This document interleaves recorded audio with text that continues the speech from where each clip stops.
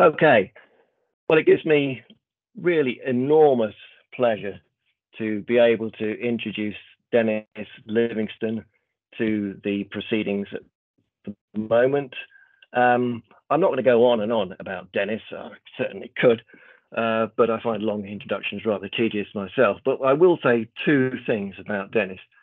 First of all, I suppose there are two types of people when it comes to MBR technology. There are people that sort of write, research, analyze, discuss, and publish in MBRs, people like myself. And then there are people that actually do something useful. And Dennis is very much in the latter category. He's been working on the practicalities of MBRs for at least 20 years that I know of. And by that, I mean everything from design and O&M all the way through to contracting stuff, all the useful stuff. So he's a really, brilliant person to give his views on the subject. The second thing I'll say is that he's a much better guitarist than I am. But then he cheats by being talented. So. Okay, well, on that point, I'd now like to turn over to Dennis, and please share your screen, if you wouldn't mind, Dennis, and give us your insights into the subject. All right. Let's see if I can get to it. I don't know. Oh, can you see my screen? Simon? Hello? Yeah, sorry, I was muted. I thought you could see me, but obviously not. Yeah, carry on, man. You're good. Okay, good. Okay, well, thank you for that introduction, and sadly, there's really no way I can live up to it. But and it's funny that you mention I'm more on sort of the practical side, and my experience is with implementation or application of MBR technology and getting useful things done.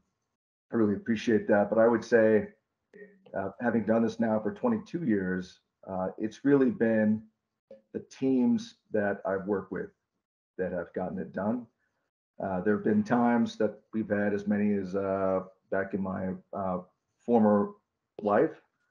I had 52 people on the team, all working on different elements. So, like you said, design, MBR design, MBR R&D, MBR system delivery, support, startup, remote monitoring, optimization, all those kinds of things. So I'm going to try to share some information and knowledge that I've gained from my teams over the years, and then working with experts such as yourself, Simon. Really, that's my goal here, is to share hopefully some tidbits of information that might help each of you understand MBR a little bit better in some way, and your experience with it, whether it's in application development in one way or another, or the use of MBR technology, say as part of a system for treating wastewater, creating reuse water, or other. So I'm going to talk about my experience, and in a very conversational, colloquial way. I do understand there are a lot of there are people from all over the world here. So if I speak too fast, or if I'm being unclear, please say something in the chat, and I'll try to go back and reiterate a point or clarify a point. I should say, talking about housekeeping, that my experience has been largely with flat sheet, flat plate type technologies, recognizing, of course, that there are a lot of different geometries, different product types, from hollow fiber to multi-tube type products out there. But my experience, again, and experience of my teams, has been with flat sheet type technology and its application in immersed or submerged MBR. But I have been doing this a long time, so hopefully I've learned a little bit about it again, and I can at least give you one tidbit of information. The bar is low. That'll help you in your journey with the technology. I'm going to talk about my journey very quickly and how it relates to sort of development of MBR related products over the last couple of decades. And then I want to go over the 5 topics that Simon put into the invitation. Before I do that, I want to say thank you both to you, Simon, to you, Claire, for this opportunity. I really appreciate it. I consider you two, you know, the sort of the, well, Simon, you the foremost expert in the world, and Claire, of course, you make the website happen, and you're a team. So thank you both, and I want to say welcome to everybody on the call. So I'll talk about my journey briefly as it relates to again, to the development of the technology, introduction of it, and sort of evolution of it. Go through the 5 topics, and then talk about one challenge I see now that might not be what people expect in terms of a challenge with such a technical topic. So I started my MBR journey, I'll call it, back on April Fool's Day, 2001. I was hired by Mr. Jim Porteous at EnviroEquip to take on this new product. And Jim at the time told me that it may take off, it may go nowhere and fall flat. If it does, I'll put you in the clarifier group. He also said, and this is where the April Fool's Day part comes in, I think, you may be traveling a little bit, you know, the first couple of years that you're here with us, and then maybe your travel creep up a little bit later. Within 3 weeks, I was traveling about 50% of the time because the technology did take off, and it was a wild ride there for about a decade, and I think it's kind of back to that now. At that time, there were no flat sheet MBR systems in the US. Of course, there were many around the world, in Asia and Japan, other parts of Asia and Europe.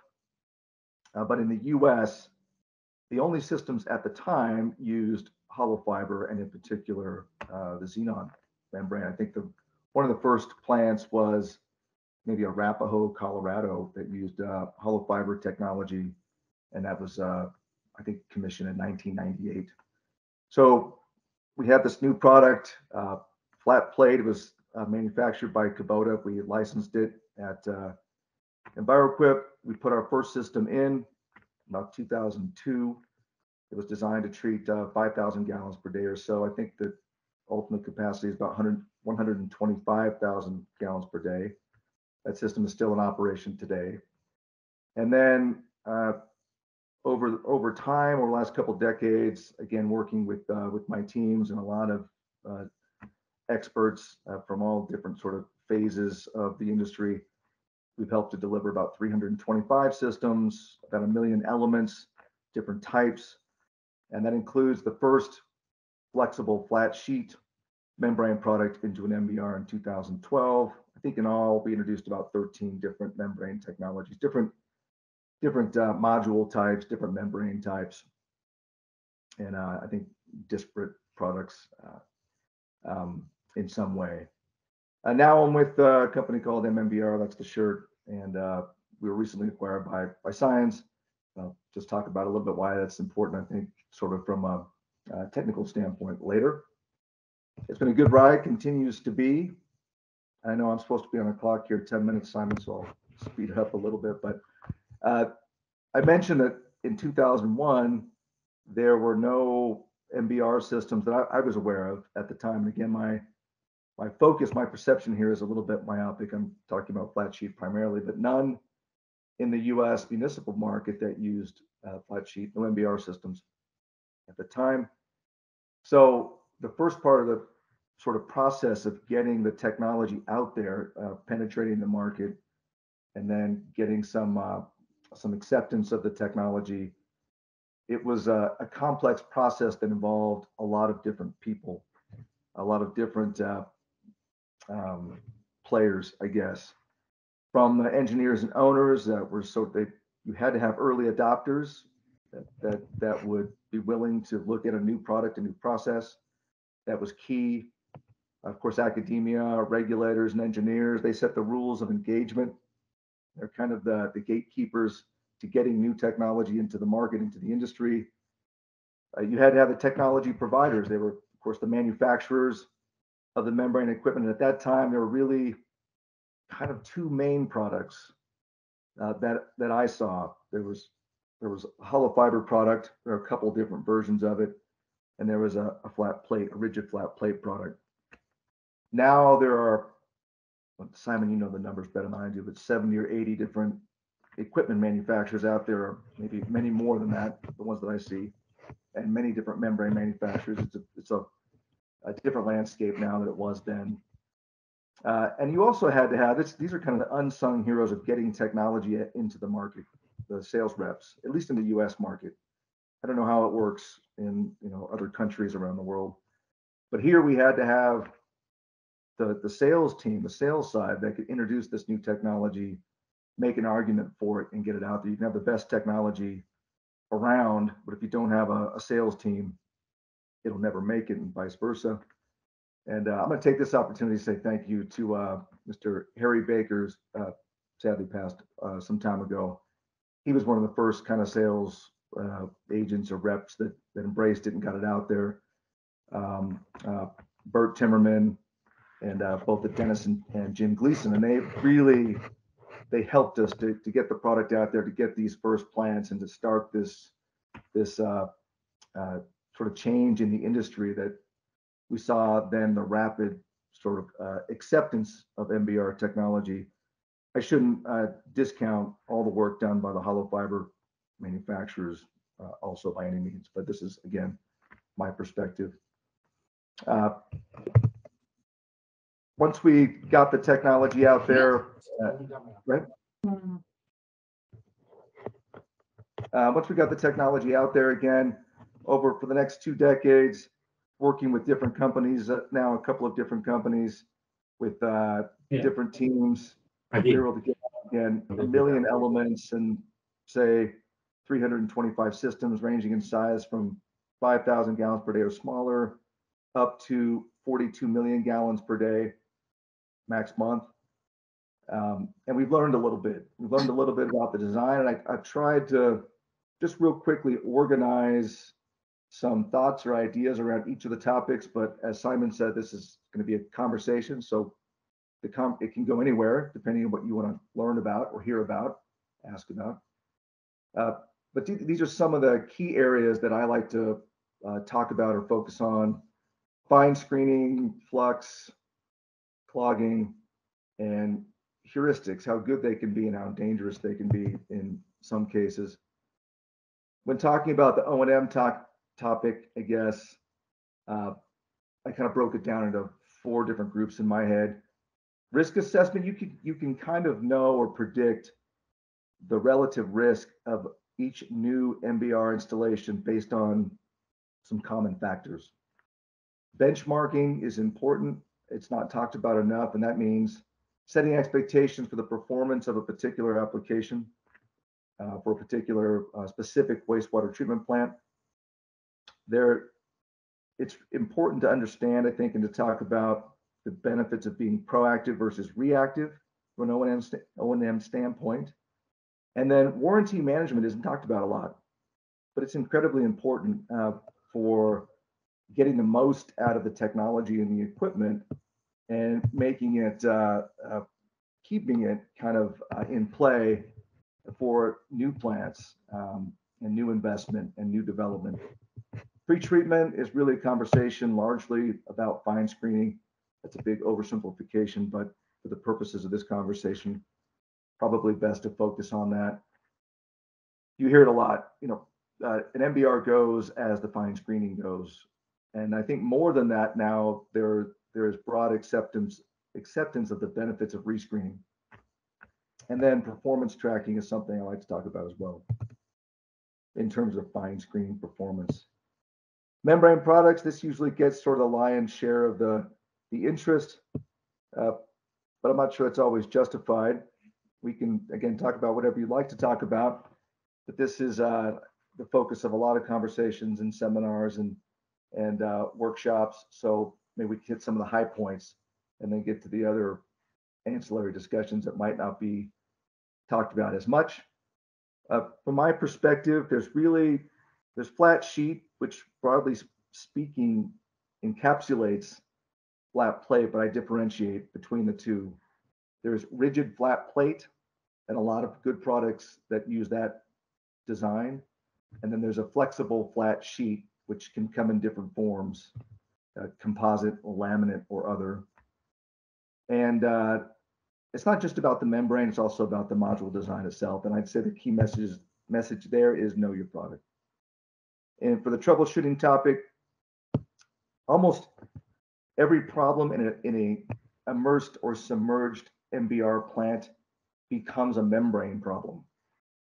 And that's where the conversations start. When an operator is looking for help with technical support, it's usually, hey, there's something wrong with the membranes, but almost always it's really that there's an issue somewhere else in the plant and it manifests itself as a problem at the membranes. Again, getting back to warranty, you can also use your warranty terms as a roadmap for troubleshooting. Benchmarking is important. I always hear that when there are issues at a plant, my first question is what changed? And usually the first answer is nothing changed. And almost always that's not the situation. Something changed, and that's what caused a problem if it wasn't there before. So you find what that change was and you get to the heart of it. And then wrap up, really, there's been so much development with membrane technology, with MBR technologies, from fine screens all the way through disinfection, digital platforms, controls, auction delivery systems. The challenge I see today is more about access to the technologies, making sharing knowledge like we're doing now, making siloed information more public, more available, changing or evolving delivery methods, really to get the product from the manufacturers and the integrators out into the world, not just for bigger plants, not just for, say, more wealthy communities, but to underserved communities, smaller plants, and really to the benefit of end users and to the environment, in my opinion. So that's it. Let me see if I can close this out and stop sharing. Wow, that actually worked. Brilliant. I went a little bit too long, Simon. I apologize, but I think I was riveted, my friend. That was great. But we do have some questions now, Dennis. First of all, thank you very much for that. I should say straight away that we'll probably deal with the questions in a fairly random order, but we'll definitely try and get to answer all of them. The reason why I'm going to pick on Matt Rutherford's first is because you mentioned the word screening 4 times in your presentation, so I feel it's a good one to start with. Now, what Matt has specifically asked is, well, he says, what other aspects of fine screening do you see as critical for protecting MBR modules? Screen capture, ratio to efficiency, velocity, etc. But then the crucial question, I feel, is what is the best way to validate the fine screening during the startup of an MBR plant? Dennis. Wow, that's a great question. And we could probably spend hours on it. And I should say I am not a fine screen expert. But in terms of startups, we have done many. And I say we, again, I take a lot of credit for the work that my guys have done, and my team, I should say, not just guys, my teams. But here's sort of what I've learned and what I can share is, of course, the aperture size is important. 2 millimeters seems to be sort of the ideal size for most technologies. I used to advocate for 3 millimeter for the rigid flat plate type products. I don't anymore. It's pretty much universal that 2 millimeters is, again, the right aperture size for most products. But always check for your product what the manufacturer requires and recommends. You mentioned SCR, the screen capture ratio, and the capture efficiency, and those vary quite a bit. What I have found, and Simon, I recall that we did a workshop years ago, and you had Mr. Jim and Piro. He did a paper with us, or a presentation, and you posted his paper with, I think Kevin Hamler was also co-author there, talking about fine screen. I think it's really good, and it's at your website. But what I thought was interesting is he talks about velocity and how really it comes down to depending on the screen type, but a velocity of about 1 foot per second to maybe 3 foot per second in that range. And that will partially or largely dictate the SCR, screen capture ratio, and capture efficiency. I target, so make sure that you look at that. You ask the question about, okay, you have to make an assumption about blinding of the screen, depending on the type, again, of the application. That then will determine the velocity, and you should check to make sure the velocity makes sense if you're trying to target a certain capture ratio. During startup, you can get an idea of how the screen is performing. I like, in an ideal world, trying to do some kind of a sieve test. And it's hard to do, but we've been able to do it in some cases. Basically, you're looking at, you can put in materials up front, you can capture material downstream, it's sort of involved.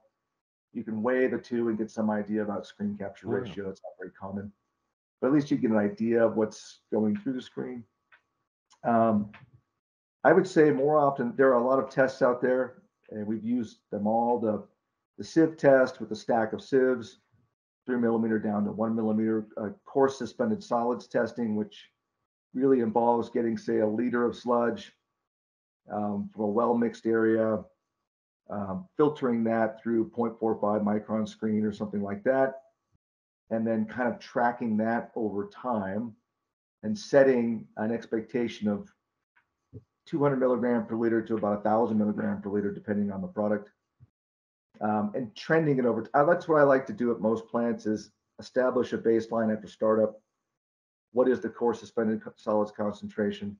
What was the result of screen capture ratio testing? And then track it over time. But really, Matt, to answer your question, what we've seen, I think I kind of learned this from you actually, is you want to inspect the membrane modules periodically.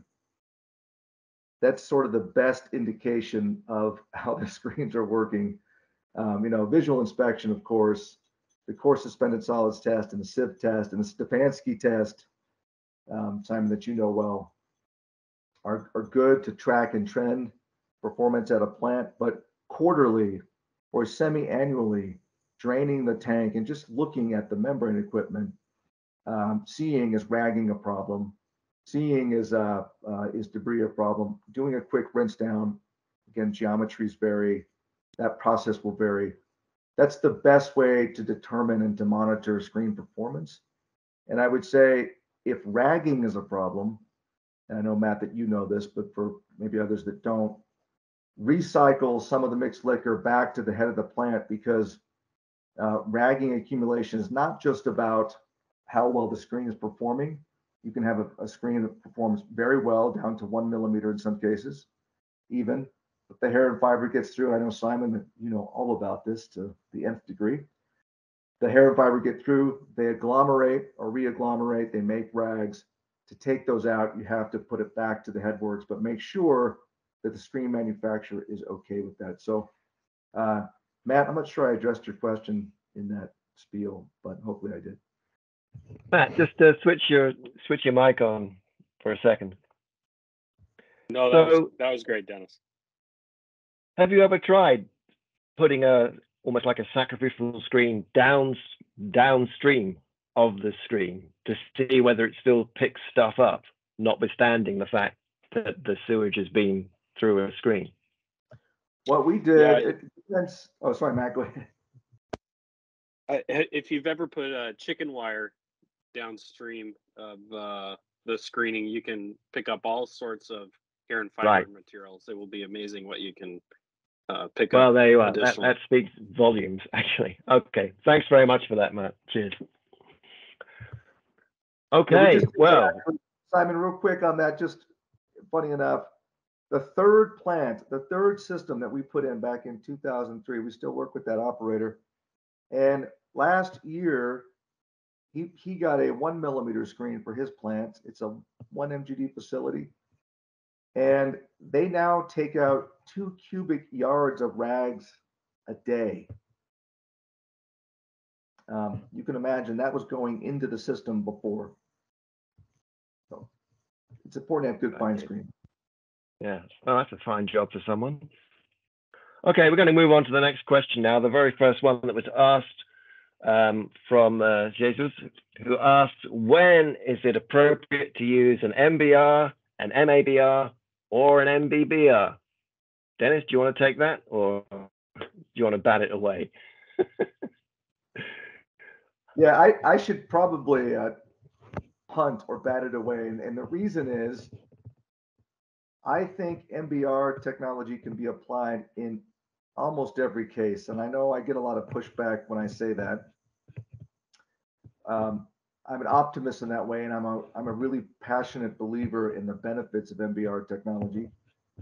But I would say if a particular application doesn't require process intensification beyond about 1.5 or 2, then MBR isn't always required, and MBBR might be a better fit.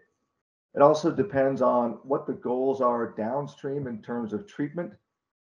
If the plant is for reuse applications, it might be better to look at MBR. If there are future plans for reuse, and depending on the level of reuse, if we're talking about the highest levels of reuse, then MBR might be a better fit. And as far as MABR, I don't know enough about the technology to speak to that. Simon, if you want to add something, that'd be great. Okay, well, an MABR is pretty much like an MBBR on amphetamines. I mean, it does a more efficient job with nitrification and with the biological processing generally, because you have a much more efficient fixed film process. So both an MBBR and an MABR are fixed film processes. It's just with an MABR, the dissolved oxygen is fed directly into the biofilm. So you have, ridiculously high oxygen transfer efficiencies compared with an MBBR. So the whole process is more efficient, which means you tend to be able to sort of squeeze it into a smaller bioreactor, so you save a bit of space, and you tend to get better removals overall as well. But of course, the drawback is that it does cost more because you have to pay for the membrane. So it's yin and yang, really. I think MABRs are gaining traction now, but they're more expensive than MBBRs on the whole, I would say. And I suppose there's a fairly limited window where you would need that much efficacy with regards to the biological treatment, which might be something which is limiting their implementation overall. But of course, the big difference between either the MABR and the MBBR, which are both fixed film processes and are purely biological, and the MBR is the MBR, fairly obviously, has a membrane which filters out the water. So essentially anything more than 0.1 micron in size is going to be rejected. Well, neither an MABR or an MBBR will do that. So that's the major difference, I would say, to those three processes. I mean, sorry if that's a rather obvious answer, Jesus. I hope that's essentially what you answers your question. But if not, if you want to switch on and sort of shout out and say yes, but, then please feel free to do so now. Sorry, was that someone coming in, or? I just heard a noise in my ear. Sorry about that. You got anything else to add on that particular subject, Dennis? No. Okay, cool. Let's go on to the next question. I know you will have something to say on this. Somebody's asked about silicon carbide membranes in the future. Dennis, you must have a view on this, I feel. I do have a view. I think that there's a lot of potential for the technology. There's the promise of higher flux, and there's really the expectation of longer service life. I'm not sure, I don't work with the silicon carbide technologies enough to kind of understand where they are now. But I do know that from my experience at this time, once a membrane goes into mixed liquor, the biofilm and the mixed liquor has sort of the great leveling effect on the performance of membranes. And it's really hard to maintain, in most cases, sort of irrespective of how hydrophilic a membrane surface is or hydrophobic, irrespective of the rise velocity and other factors, that the biofilm is going to limit the sustainable flux. So I think we need to get the manufacturing costs down for silicon carbide, but they are coming down. And there's a lot of good work being done with the technology and on SiC products. But there's still a little bit of work to be done. I think there'll be a place for both polymeric and SiC. There are pros and cons to both. Longer service life potentially with the sort of the ceramic or the SiC type, and then maybe a little bit more cost effective for the polymerics, but they both have their place. I see them as part of the mix of products that'll make continue to make MBR attractive for looking at, like I said, being a solution for most applications, a lot more than in the past. Simon, I danced around a little bit. What do you think? What's your take on SiC? Oh, I agree with everything you've just said. Ron, is there any, if you want to switch on your mic for a second, Ron? Sure. If he's still there. Oh, hi there, Ron. Is there any particular reason why you specified silicon carbide rather than any other ceramic membrane? Well, a few years ago, we upgraded one of our treatment facilities and added a small membrane thickener that utilizes some silicon carbide flat plate membranes. And we've had some issues with it. We're using it for thickening waste, or it was designed for thickening waste activated sludge. We had 2 compartments and another one that we could thicken filter backwash from regular sand filter. So we added alum to, it's a facility that has to meet a ridiculously low phosphorus limit. And we have sequencing batch reactor. We achieved some pretty good biological phosphorus removal and then run the effluent through a continuously backwashed filter. And we just wanted the option of being able to thicken that filter backwash. And what we found is we've considerably fouled these membranes. So right now, the facility is operating well enough. With our sequencing batch reactor, we're operating with SBIs down around 50. So we're getting good enough gravity settling that we can gravity settle up to about 2% solid. So we don't need the thickener. And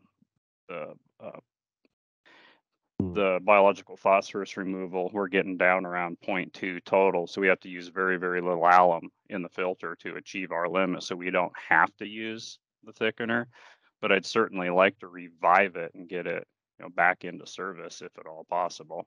That's very interesting. And what sort of concentration were you attempting to get to with the thickener?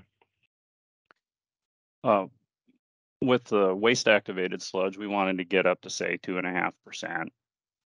And we ended up breaking some of the membranes on the waste activated sludge side, and that plagued us for quite some time. On the filter backwash side with the alum sludge, it initially started and ran really well for a few months, and we got it up to about 2% solids. But we were, and then the flux was reducing, and we went ahead and pumped it out. Clean. It's really small. I mean, each side of this thing is only about, what is it? Say 6.5 feet one dimension by 7.5 feet the other dimension. So it's really small. Operating at 10 gallons per minute. I'm sorry, my metric conversion isn't great for the rest of the folks on the call. So it's really small, and it's easy just to drain it and hose the membranes down. And we tried cleaning them with chlorine some, and it'd bring the flux back some, but not very well. I suspect on the filter backwash side, we were getting some bridging in between the membranes. Even after a week's operation, we would have some solids bridging between the membranes, and I'm not certain what's going on there. Certainly, that would be the case. Dennis, do you know what sort of concentration you would normally try and get up to with a flat sheet membrane thickener? Yeah, 3% or so, up to maybe even a little bit higher than that, depending on the technology and the application. And that does, I mentioned earlier, kind of giving an overview of the topic about membrane products. And very often we focus on the membrane part, in this case, a silicon carbide, but it could be any type. But the problem, if there are issues, is really more about the diffusers, keeping the diffusers clean, making sure that they're aerating equally throughout the units, and then access to the individual elements. It's something to know and understand about for each product. Ideally, I like to get operators involved in the process up front when a plant is being designed so they can understand and look at the potential product and get a feel for what O&M requirements there may be.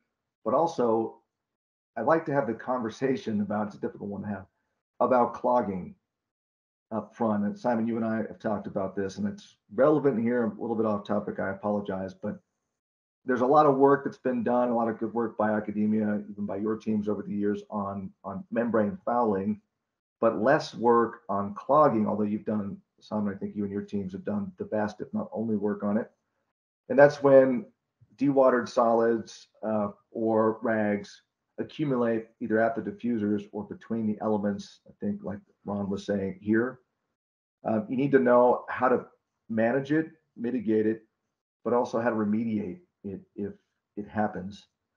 And that is different for every product. For hollow fiber, a lot of times there might have to be a manual cleaning if it happens at the potted ends, if there are potted ends, by taking material physically out of bundles. That can be largely prevented through good screening and rescreening. But even with the best screening, it can still happen. Then with the plate type elements, you have to be able to get access to them. Ron, I think you mentioned rinsing them down. You can actually use a pressure washer with SIC, I think, get up to high pressures to knock it out, but it's hard to get down into the bottom cassettes. And then that's one of the reasons that we actually moved to the flexible flat sheet. Again, pros and cons to every technology, but one of the pros that we've seen is, and this was a big issue for me, having seen 13 different products over the last 2 decades, is the sheets move. So it's a little easier for operators to remove clogging if it happens. And then the manufacturers have been really good about, in fact, Matt with Modern Hummel, Tori on the line too, I think. The manufacturers have been good about listening, to sort of the feedback from the field, and they opened up the units or the modules, which has some impact on flux, of course, and rise rates. But now the elements are more readily accessible. So it used to take about, the cleaning rate if clogging happened for rigid flat plates was, say, a meter squared per minute. And now with some of the flexible flat sheet open side designs, we see where if it happens, doesn't always happen, but it can, that clean rate's about 14 to 24 meters squared per minute. And that can be a big deal for bigger plants. So Ron, not so much of a big deal for your system. It's a little smaller. I would say that alum, when you add a lot of alum, it changes the characteristics or properties of the sludge. It makes it a little stickier, and it can make it more almost clay-like when it forms between the elements. So maybe if you can crank up the air scour a little more, reduce the flux a little more, and then more proactively clean physically for that small system, that might keep the capacity up a little bit. What? There's a related question that's coming, Dennis. I think it's either going to be a yes or no. Do you see that rescreening has become more prevalent? That's a great question. And yes, the answer is yes. I got to say, I kind of resisted it for a while. And I got I want to give credit where credit is due. I got my kind of rules of thumb from the Kubota team I was working with years ago. They started looking at it maybe in 2015. Simon, I think I don't know the status of the Porlock plant. Is that plant still operational? Oh crikey! The what do you say it was called? Poldark. Porlock. Oh, yeah. Sorry, I was completely distracted when you said that. Yeah. I think it's still running. Yes, obviously not the original membranes, but yeah, I think it's still running. That went in, I think, in '98, and if you recall the design of that plant, I think all of the sludge is actually returned through fine screens before it goes back and is redistributed. And I thought that was the biggest waste of money. And come to find out, they were ahead of their time. It was Wessex Water or whoever that was.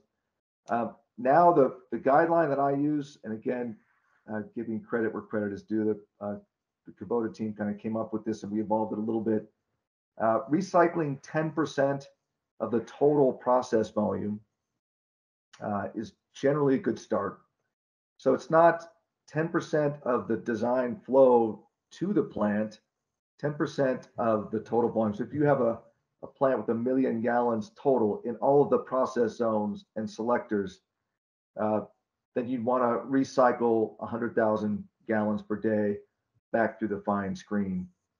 And I think it's really good practice. And actually, if there's a problem with ragging, that percentage may go up to about 15%.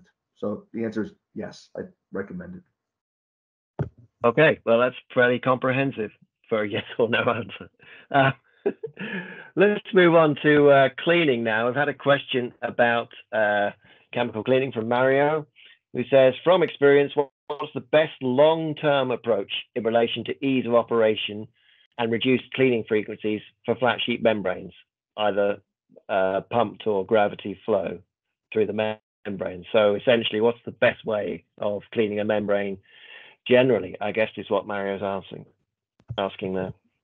That is a Fantastic question, and I'm so passionate about this topic that I could spend an hour talking about that, or maybe a day. I don't know.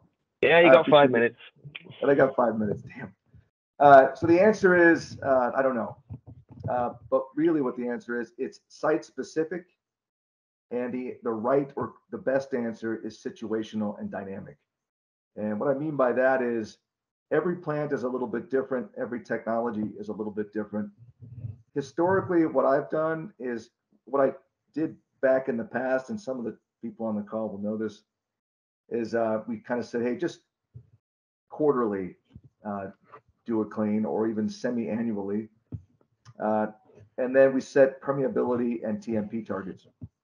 Now, my guys have me convinced, and I think and some of my manufacturing partners have also educated me about this. It's better to proactively clean. It's generally better to clean with more dilute bleach, and to stay ahead of TMP increase or permeability decline.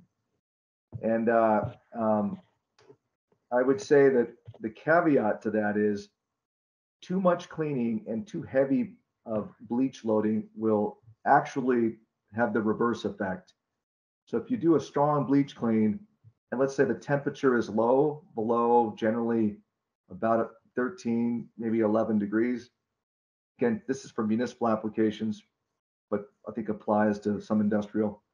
If you use a strong bleach concentration, then the sludge quality will decrease. You'll see a temporary benefit, and then the benefit will go away within 24 hours to 3 days. And that's because sludge quality is deteriorating. How do you measure that? There are lots of ways, and again, Simon knows all of this much better than I do. There are a lot of ways to evaluate the deteriorating sludge quality, decreasing sludge quality in terms of extra cellular polymeric substances, EPS, or SMP, soluble microbial products. Generally, we've seen it's best now to look at soluble COD as the metric or the parameter. And I just worked on a plant where the capacity of the facility was about half of the rate of design. They actually had bypasses.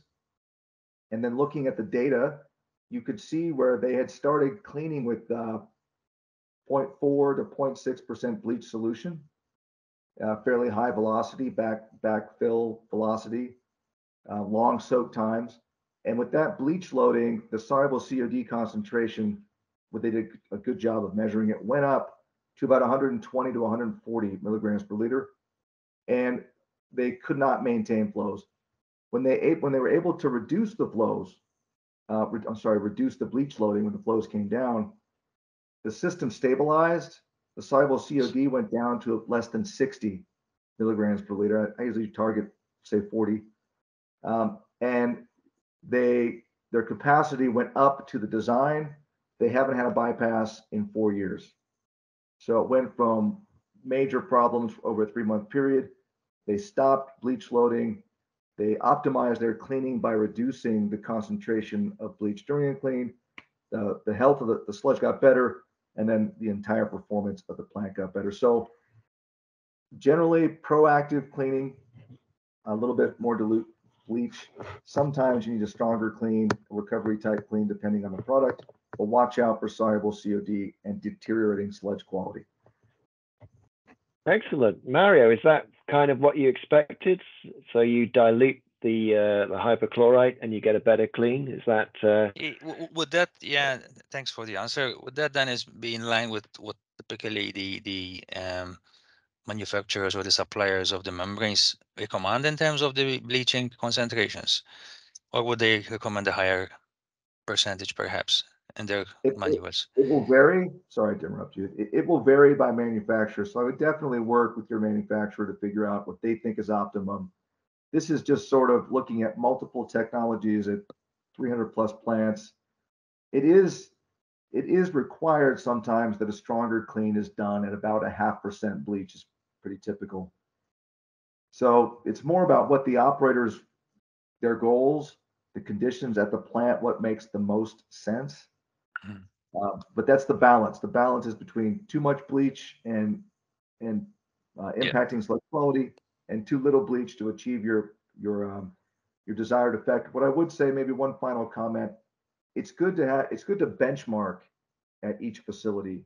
And what I mean by that is just after a plant starts up, my guys are quick to remind me it can't be right after a plant starts up, because sludge quality is generally kind of poor for at least one SRT, if not 2 SRTs, solid residence times after an MBR starts up. But sometime very soon after an MBR is started, then there should be a series of tests done to see what is the optimal permeability, the optimal TMP at a given flux, same thing, as a function of temperature. And that way, when operators are looking to do a clean, they know what to get back to for their plant. So it's always good to benchmark, have the targets, and implement a cleaning protocol that matches with the manufacturer recommendations, but really suits the operators and the situation on the ground of the plant. Perfect. Thanks for the answers, guys. okay? Thanks, Mario. Cheers. Okay, we're going to go very left field now with this question, Dennis. You ready for this? What's your view on nanofiber membranes? I mean, essentially, what Mustafa Tahir is asking is, you've got, hollow fibers have a diameter, say, yay big. So if you make the diameter yay big, like a quarter the size, you've got a much bigger surface area, much bigger packing density. So you should be able to run at a lower flux or run at the same flux and have a much smaller module, right? So can you see any flaw in that argument? Well, I have learned something in the last 20 years, and that's when to say that I don't know something. You and me both, my friend. I would say that if looking at the design of modules and the design of the membranes for different applications, different geometries, different products, the tighter the spacing between elements, generally what I've seen is the higher the likelihood of clogging. So there have been a lot of different attempts at decreasing the space between elements in hollow fiber type products, in flat sheet and rigid plate products. And sometimes it works, but the optimal spacing for flat sheet, based on our experience, is about 8 millimeters. That goes way back. It can be maybe as low as 6. I know that some products get down to much tighter spacings, and I don't know a lot about those products, so I don't want to knock them. But our experience has been keep the spacing open a little bit. If you try to get too tight even with fibers, ragging, clogging, and mixed liquor becomes a problem. Yeah, I think I'd have to go along with that. I mean, essentially, Mustafa, could you just switch on your mic for a second if you're there? Mustafa Tahal, this is for ITU. Yeah, he's probably gone for a coffee. I think I think that if you have a very, exactly as Dennis said, essentially, if you're just worried about mass transfer to the membrane surface itself of anything molecular, like water or air, then yeah, smaller the fiber, the better. But you've got great big lumps of solids in there as well, then it's you're onto a hiding to nothing. So I don't think nanofibers have really much have exactly glowing prospects for MBR technology, but certainly for other applications, things like stripping or something like that, they would be, their prospects would be much better. It's just not really the right approach for MBRs, where you have very high concentrations of relatively large solids materials. So I think we can probably file that one away. Oh, hello there. Is that Mustafa? No, it was me chiming in again, I think. Was it? Oh, okay. Go on then. I spent my career at figuring out ways how to increase the solids concentration. Of course, you and I have talked, Simon, at different times about the inflection point in sludge rheology seems to be around 18,000 milligrams per liter. Yeah. But I see that point in curves time and time again. So how can we run systems up to that efficiently and maybe even beyond? And really the limitation has been oxygen transfer largely. So I don't want to, for me and how we look at MBR applications and how we're looking at sort of R&D with MBR, we don't want to go backwards in terms of mixed liquor. We're thinking of about how do we intensify the process further? How do we get more oxygen in? And then at the same time, how do we keep sort of operation reliable at those higher concentrations? Yeah, I think you're right there. I mean, you're right. There's, I think it was Tamas Zirai at Cranfield that actually sort of more or less deliberately wrecked an MBR just by taking the MLSS up to ridiculously high concentrations. You do fall off a cliff at around about 18 grams per liter, but that was unrelated to oxygen transfer, of course. That was just the rheology of the sludge became unmanageable once you got to that higher solids concentration in any case. And this is why I asked Ron about the concentration he was running his thickener at, because there must be some kind of transition point, and you can actually see it. Anybody that's looked at a membrane thickener, you kind of see this sort of almost gloopy mass with the bubbles coming up, and it sort of looks like an episode of Doctor Who or something like that, just to sort of alienate 90% of the audience there. But it looks like a sort of almost like an alien planet or something with this bubbling stuff coming up. Whereas normal sludge, it doesn't look anything like that. It's sort of, so if you take it down to whatever 10, 12 grams per liter, it just looks like slightly thick activated sludge. But go beyond that point, that sort of 18 grams per liter point, and it starts to become almost like a different material. And I think there must be some sort of transitioning going on. So when you go from the sort of like normal concentrations up to excessive concentrations, at some point it just becomes unmanageable. But I have to say, I don't really understand why that should be the case. It's just something we experienced from the test we did at Cranfield with Tamas Zirai. Anyway, we seem to have gone off at a bit of a tangent. Let's go back to the next question, which concerns a very specific application, and that being pulp and paper. Dennis, I don't know whether you have any experience whatsoever with pulp and paper applications. I assume there's a specific reason why this question was being asked, and we might come back to that if Cum is still there. But what he's asking is any benefits of using MBR for treating pulp and paper effluent, because there seems to be fairly few installations for that particular application. We're actually looking at and piloting an application of it now, so I don't have a good answer for you based on my experience. Looking at the design criteria for this particular plant, there are of course going to be a lot of fibers in the mixed liquor, so that'll be one of the factors we're looking at. Do the fibers agglomerate? Do they make rags? And is that a problem for causing clogging in the unit? But I don't have a lot of experience enough to speak intelligently about it. Again, I think we should ask our questioner what if there's any particular point they're driving at here. So, Kum, are you there? Kum Garung. Well, hi. Yes, thanks. Yes, I'm here. Sure. Well, first of all, apologies if I've mispronounced your name, but is there any specific reason why you're asking about this application?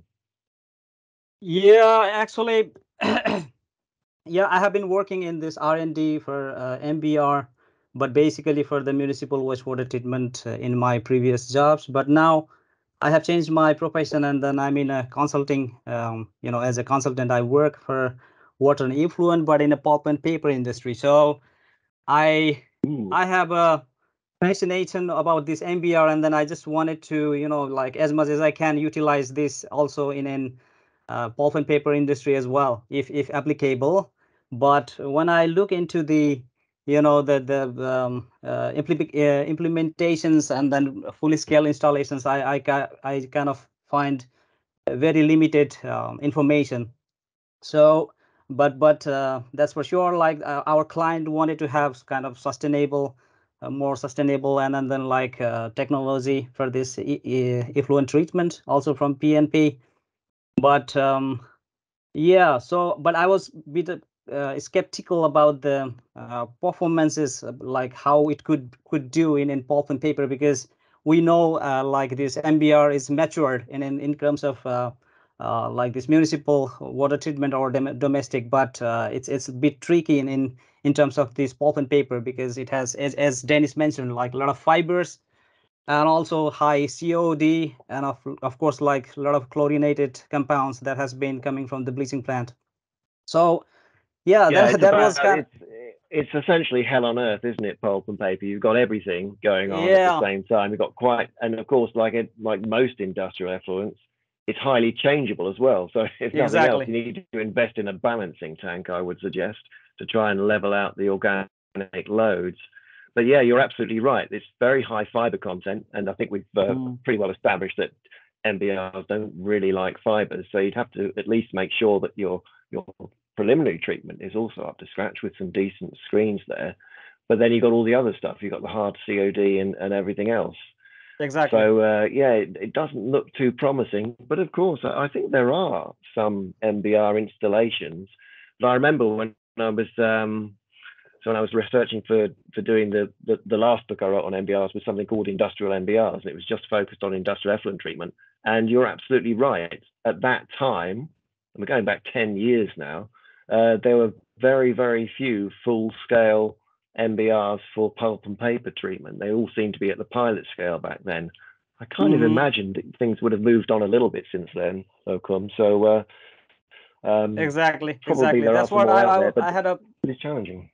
Curious to ask, like if you have some kind of experiences and just try to utilize this like a good opportunity to discuss with you. But I think it's fine. That's kind of something at least come up in this meeting anyway. Well, I'll tell you what, Kum, in about 6 months' time, get in touch with Dennis, because by then you might actually have implemented it. Well, yeah, definitely. Yes. All right, looking forward to it. It does, Simon, if it's okay, I'd like to do a quick aside here, or bring in another topic that's related to that conversation, flux design. Can we talk about that? Yep. At the heart of any MBR system design for any project is going to be, will be discussions about flux, because flux is ultimately going to determine the number of modules or cassettes, the cost of the equipment, the cost of OpEx, right? Air scouring and chemical cleaning and membrane replacement.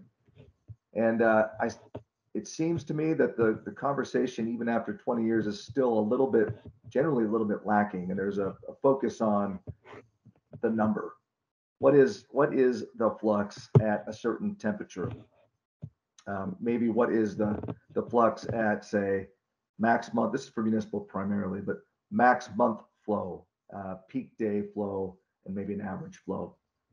The conversations are generally that granular. What they lack, at least what I see, is a sufficient discussion about the frequency and duration of peak events. Because I've got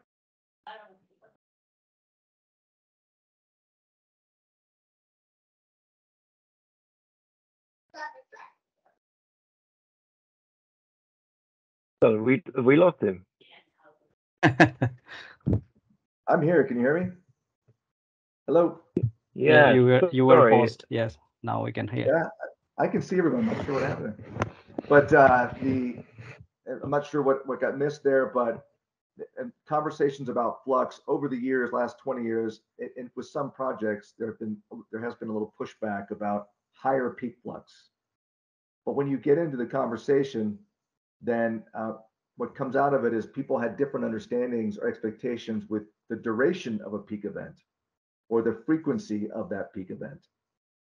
So maybe for the purpose of this call, if I could sort of share any bit of wisdom learned over the years, when designing an MBR system or when evaluating an MBR plant, don't just look at flux, make sure, or temperature, make sure you're looking at how often do you expect that condition to occur that's pushing the number of membrane units. How often will the peak event occur?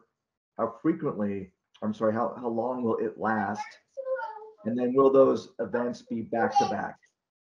Right, I hear a little one in the background. Yeah, somebody mute their mic.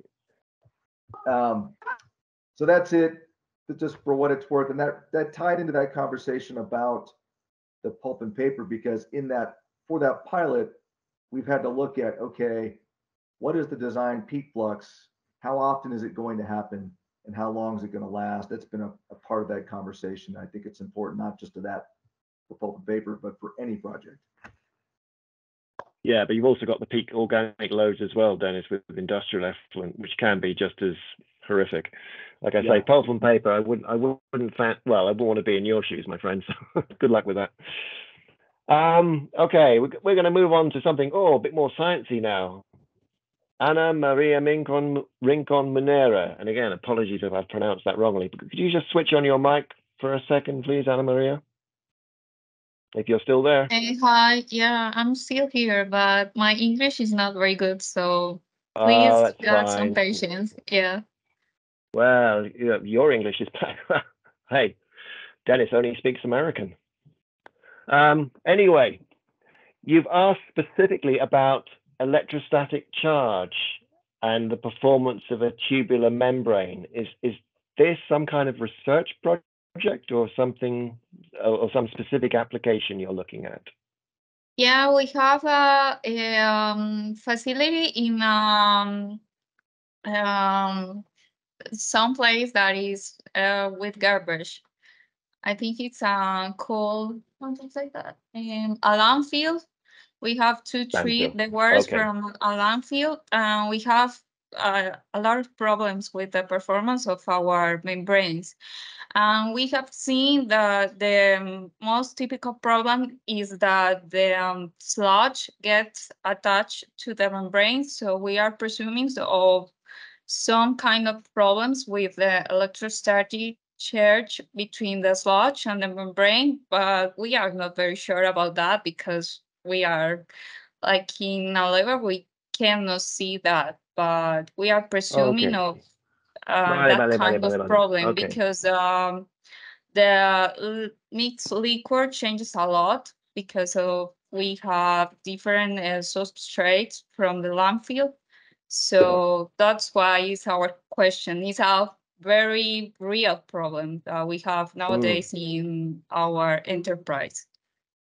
It seems unlikely that problem is due to electrostatic charge, simply because landfill leachate is fairly concentrated in terms of its ion content, so it's quite brackish.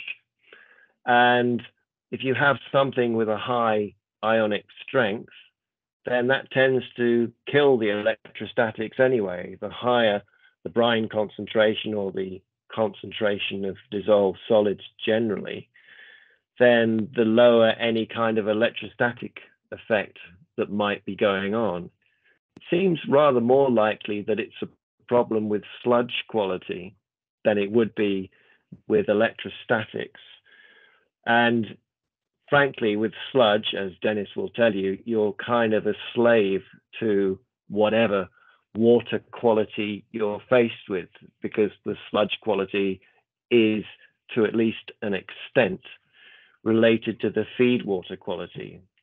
And if you're treating landfill leachate specifically, and I speak with some personal experience in this regard, landfill leachate does produce really horrible sludge. And the older the landfill leachate, the less treatable it is anyway, because the COD is more biorefractory, so it's more difficult to treat biologically.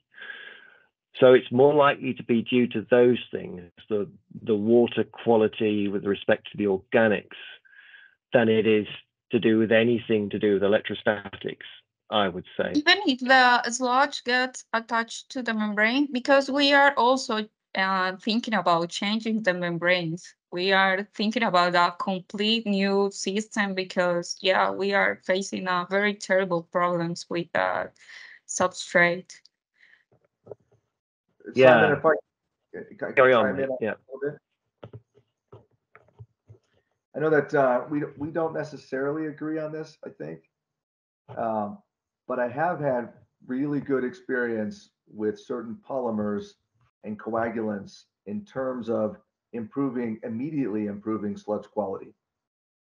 And it's generally, and there are different products, and I won't call out specific ones here, but I would look into their kind of broadly speaking, flux enhancing polymer, or the use of coagulant for the purposes really of, you mentioned sludge quality.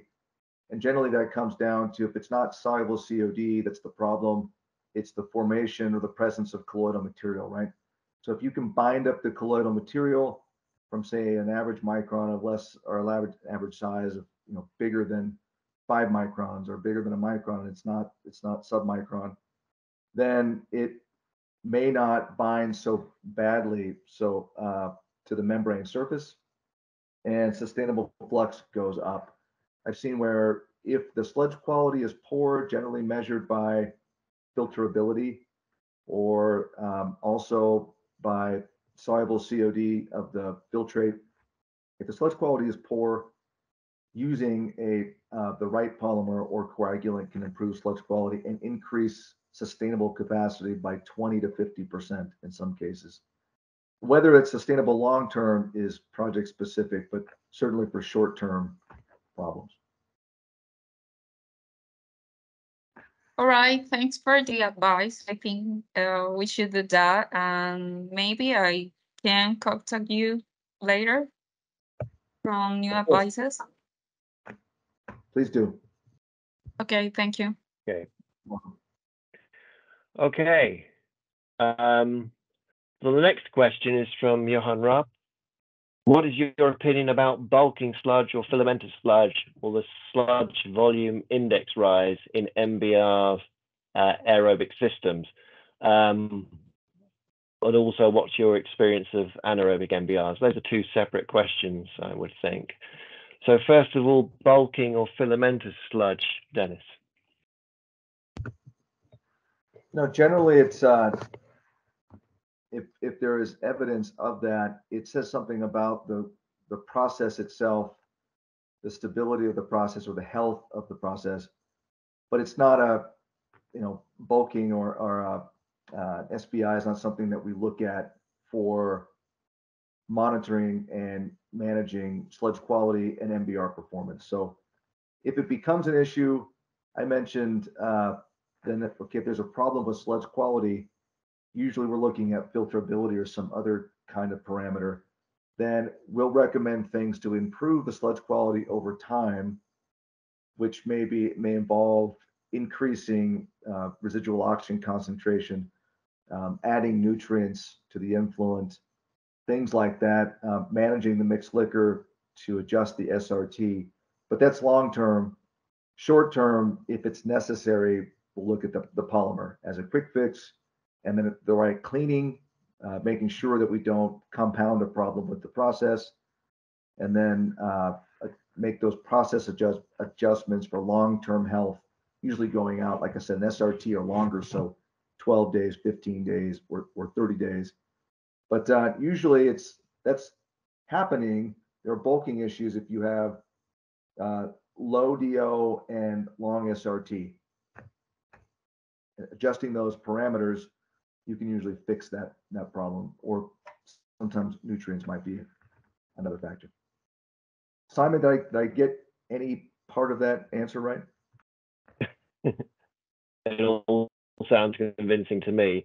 I was just wondering, Johan, I don't know if you want to switch your mic on, but does this relate to foaming specifically or something else? Because normally bulking you associate with poor settlability, but settlability is not really an issue in MBR. So I just wondered why you were focusing on this question. Okay, Simon, I think Johan had to leave, but I okay, think no worries. If you can answer his questions, we can point him to the right point in the video when we put it up. I think Dennis has given an excellent answer to Johan's question. It's just all I would say is that normally, if you have filamentous bacteria in an MBR, the main issue is well, it does increase fouling propensity and probably sludging as well, but it also will tend to generate foam. I was just wondering whether that was his issue, but hey, we may never know. Let's go on to a question by Nilesh next, where he talks about low BODs. Well, you quite often get this when it rains, of course, and the feed is diluted. Says low BOD comes into a system as designed. BOD is higher. We found flow of MBR reduced due to fouling. Okay, so essentially, does is fouling sometimes associated with low BOD concentrations? Dennis, do you have a view on that? Yeah, if the BOD is low and staying low, then that impacts the SRT, and the VSS, the volatile suspended solids concentration, will decrease over time. We've seen almost consider them gray water plants. We've seen some plants where the influent BOD is so low as compared to the size of the MBR system that the sludge age is almost infinite. They're not wasting, right? And the endogenous decay is occurring, and the volatile solids concentration has gone way down to 22% or less. And that then has the effect of through the decay, you have your soluble microbial products, which could show up as soluble COD, that will basically end up becoming foulants, and the sustainable flux of the membranes will drop off. So you see an impact on membrane or filtration performance resulting from long SRT because of the low BOD coming in. And a way to address that is keeping the mixed liquor down and wasting. So if you normally run at, say, 8,000 milligrams per liter, or even up to 15,000 or 18,000, if you're having a problem with low BOD and the SRT is too long, however you calculate it, there are different ways, then reduce your mixed liquor concentration down to the different manufacturers will have sort of their own limits or thresholds, but typically that threshold is 2,000 milligrams per liter to 5,000 milligrams per liter for the low limit on mixed liquor suspended solids concentration. If that's not enough, then start taking compartments out of service to where you reduce the working volume of the plant. So those are the two steps, maybe to address low BOD coming in if it's going to be a sustained condition. Simon, what do you think? Yeah, I can't see anything wrong with that. I guess the issue would be if you just have a very dilute stream coming in, then you've still got the same flow going through, but you have a lower organic load, so the bugs aren't getting fed enough, but you still got to push the water through the membranes. So taking membranes offline could become problematic because there's a higher hydraulic load on the remaining membranes, so you have to operate them at a higher flux. Yeah, I was thinking about taking other selectors offline, not so much the membrane zones, but maybe okay. Just reducing the biological volume. Yeah, you're right. Yeah, I hadn't thought of that. Yeah. Another way to is so quickly that if you have equalization, you can set up the feed to the plant, optimize it, and that can also help with some situations, and then really the problem ends up being nutrient removal for a BNR, a biological nutrient removal facility. If the BOD is too low, you actually have to add BOD. So that's another part of the equation is adding in supplemental carbon. Yeah, that's not great. End up selling out a treacle at the supermarket. Okay, let's move on. Catherine Scott, for applications like water reuse, this will stir the imagination.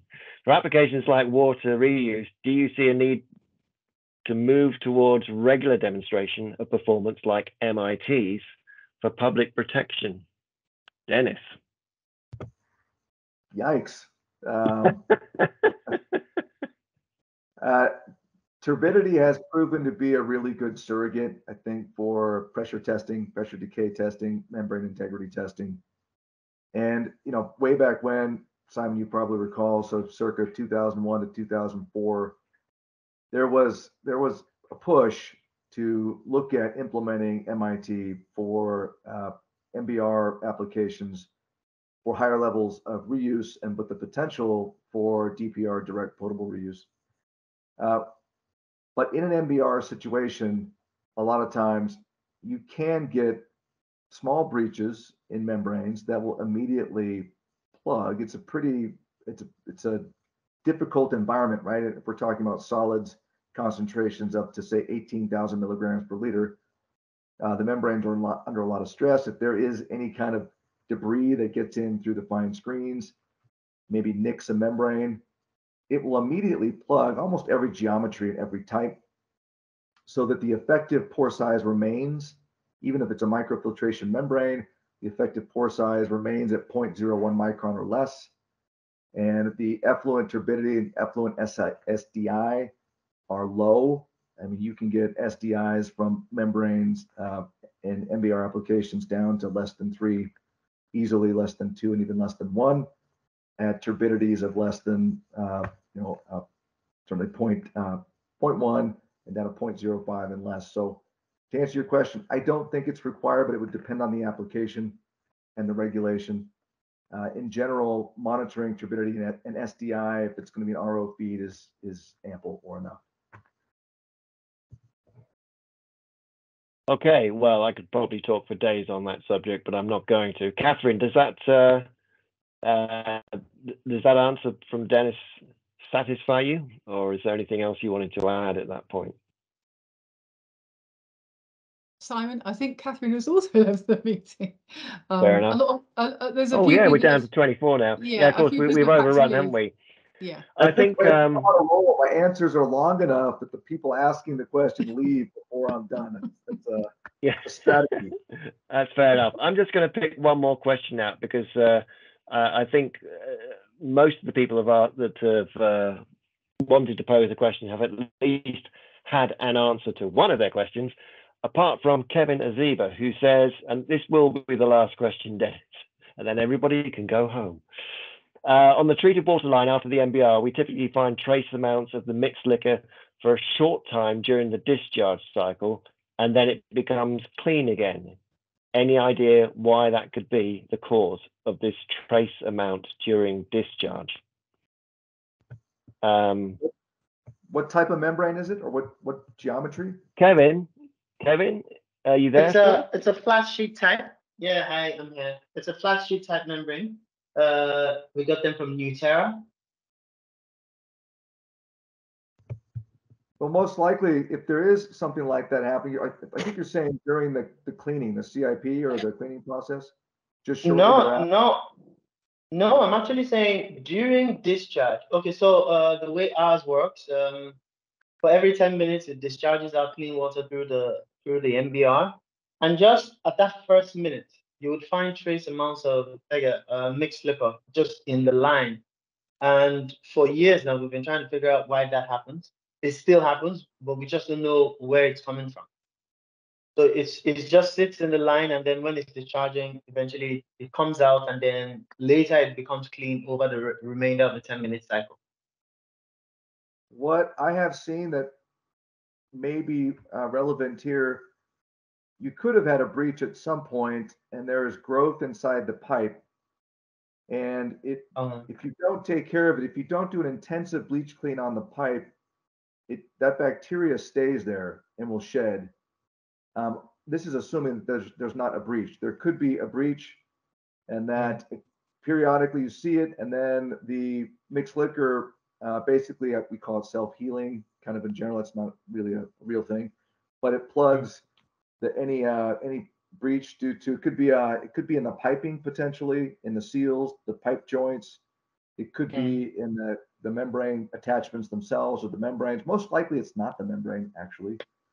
But if there is any kind of a tear or an issue with the membranes, an issue with the joints, you'll get that initial mixed liquor or solids in the pipe, and then it will plug itself and the water quality will go up, and the mixed liquor concentration or the TSS concentration will drop.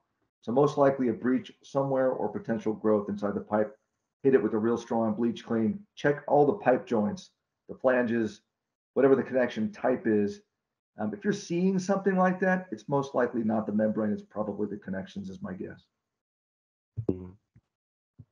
Yeah, I'd go along with that as well. Okay, Kevin. Okay, all right. Thanks a lot, guys. I'll have a look at it and then come back if I have any more. If it's still occurs, yeah. Thanks so much. No worries. All the best. Okay, everybody. Well, we've only overrun by half an hour. That's pretty good by academic standards, Dennis. So I think we will have to wrap things up now. Thanks first and foremost to Dennis for coping with a whole barrage of different questions from all of you.